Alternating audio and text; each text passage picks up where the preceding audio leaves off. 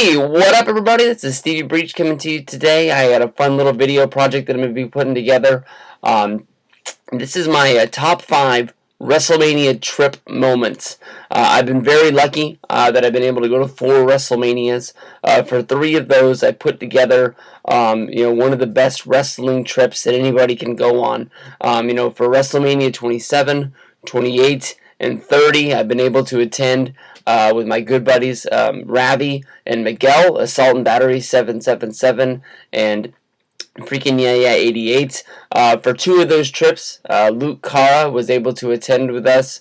Luke Cage, 29 at the time. We always, got together and we always, made the most of the time wherever we were going. There's so many people throughout the years have told me that they've subscribed to my channel because of the WrestleMania videos or the SummerSlam videos. They're always a kick for me to make. I've always said that the reason I make these videos is to try and encourage more people to go to WrestleMania. There's going to come a day when my seat is going to be empty and somebody needs to fill that because I will pass the torch to another wrestling fan and leave that seat open for somebody.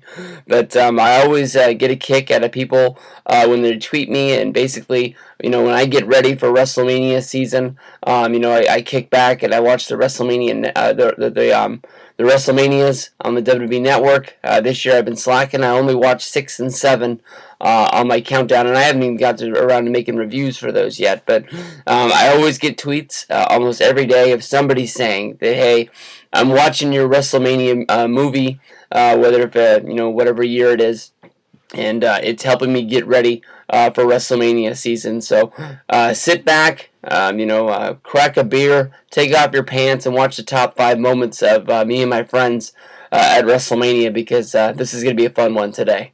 Who's this guy? How was your pizza? You come all... Number 5 on the list this morning is going to be showing up in Birmingham, Alabama, and meeting Ravi, Assault and Battery 777, for the first time. People would be saying, hey, why don't you care about the first time you met Luke or Miguel? Because I had already met them. I met them at SummerSlam 2010. Was the first time, but arriving into Birmingham, Alabama, going down to the baggage claim, and Ravi and me texting back and forth, basically saying where we were so we could meet up with each other, grab the rental car, and head on in to WrestleMania land. Was a once in a lifetime thing. Seeing him there in the flesh was really weird. He was like he was a real person. So many times people will ask me, how these trips got started, and I'll tell people that we met on YouTube, and people look at you like you're looking at the Craigslist back pages or something like that. Ravi is gone on to be, one of my best friends in the entire world. I feel like he's somebody that I can honestly trust with just about anything. To tell you how good of a guy Ravi honestly is, I don't want to embarrass him. I put him on the spot. Basically, we were working out how much money this year's WrestleMania was going to cost, and honestly, I had an accounting error, and this guy actually manned up and told me that he owed me more money than I thought he did. So he will always go down in that category of best friends that I'm glad that I have. But number 5 on the list is the first time meeting Ravi.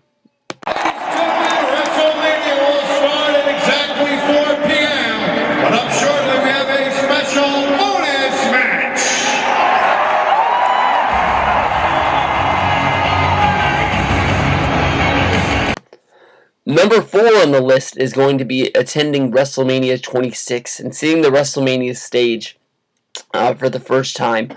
I had never been to WrestleMania. It had always been sort of a lifelong bucket list sort of thing. I always thought it was going to be a once-in-a-lifetime thing. And for so many people it is, and then for so many people it becomes this obsession to make sure that you're at the next WrestleMania, because it's only going to get bigger and it's only going to get better each and every year.